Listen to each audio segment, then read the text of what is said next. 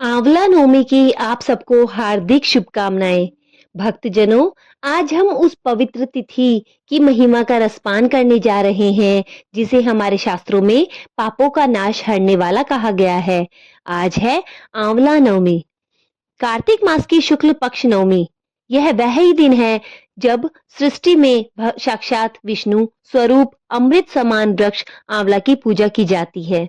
कहा जाता है कि जिस दिन कोई भक्त श्रद्धा से आंवले की वृक्ष की परिक्रमा करता है, उस दिन वह विष्णु भगवान की प्रत्यक्ष आराधना करता है।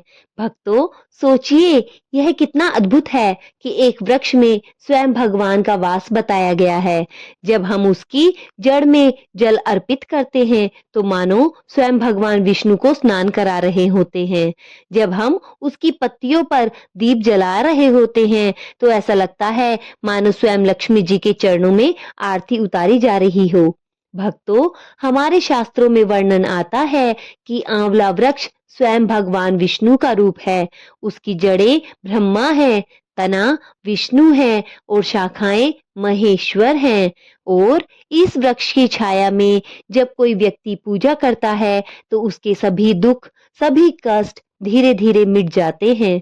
श्रीमद् भागवत में कहा गया है, आंवला का वृक्ष हमेशा भगवान विष्णु का ही फल माना गया है। अर्थात आंवले का सेवन करना भगवान विष्णु की सेवा करने के समान फलदायी है। भक्तों, एक कथा आती है। कभी एक गरीब ब्राह्मण था, जिसका जीवन अत्यंत कठिनाइयों से भरा था। उसके घर में न तो अन्न था, न वस्त्र, न ही कोई साधन। वह हर दिन भगवान विष्णु के नाम का जाप करता था, पर उसके जीवन में कोई परिवर्तन नहीं आता। एक दिन उसने एक साधु से पूछा, महाराज, मैं हर दिन भगवान विष्णु का नाम लेता हूँ, फिर भी मेरा जीवन दुखमय क्यों है? साधु ने मुस्कुराकर कहा, पुत्र, तूने भगवान की उपासना की है, पर प्रकृति में छिपे भगवान को नहीं पहचाना। जा इस कार्तिक नवमी को आंवले के वृक्ष की पूजा करना, क्योंकि वह स्वयं भगवान विष्णु का स्वरूप है।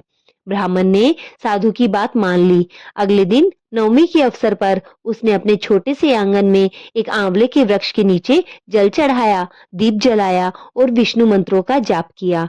कुछ ही दिनों में उसके जीवन की दशा बदलने लगी। घर में अन्न, धन और सबसे बड़ी बात, मन में शांति आई। तब ब्राह्मण ने समझा, जब प्रकृति की पूजा की जाती है, तो स्वयं ईश्वर प्रसन्न होते हैं। भक्तजनों, आज के समय में मनुष्य पेड़ काटकर प्रकृति को नष्ट कर स्वयं को सुख ढूंढने में लगा देता है।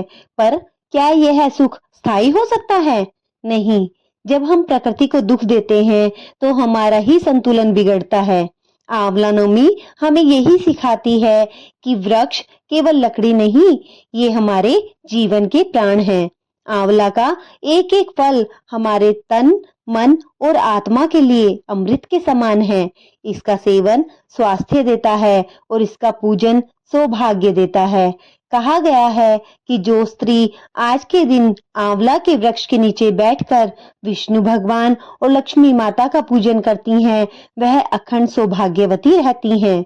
और जो पुरुष श्रद्धा पूर्वक आंवले की परिक्रमा करते हैं, उसके जीवन में धन और यश की वृद्धि होती है। यह दिन केवल पूजा का नहीं, यह प्रकृति से जुड़ने का दिन है। जब हम धरती की गोद में बैठकर आंवले की पूजा करते हैं, तो यह हमें विनम्र बनाता है।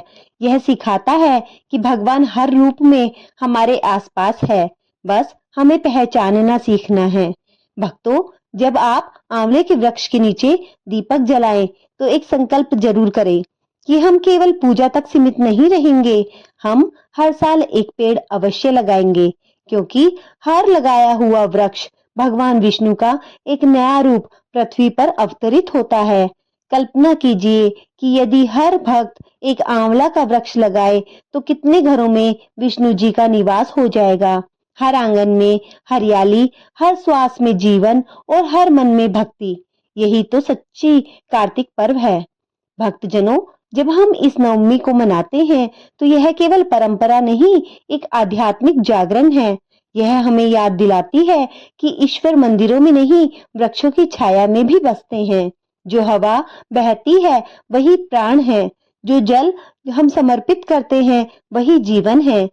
इसलिए आज का यह दिन हमें सिखाता है कि भगवान को पाने के लिए किसी बड़े यज्ञ की नहीं, बस एक सच्चे हृदय की जरूरत होती है।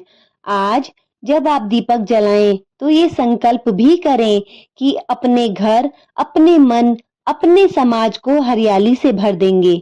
भक्ति केवल मंदिरों की दीवारों में नहीं, भक्ति तो तब है जब हम एक पौधे को भी प्रेम से सींचते हैं, क्योंकि वही प्रेम भगवान की सच्ची पूजा बन जाता है।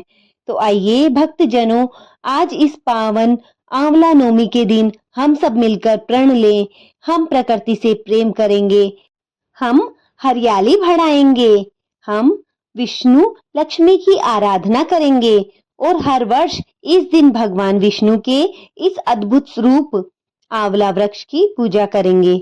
अंत में मैं आप सबसे निवेदन करती हूँ, यदि यह प्रवचन आपके मन को शांति देता है, आपकी श्रद्धा को और बढ़ाता है, तो कृपया करके इस वीडियो को आगे भी साझा कीजिए ताकि हर घर तक भक्ति का यह संदेश पहुंच सके।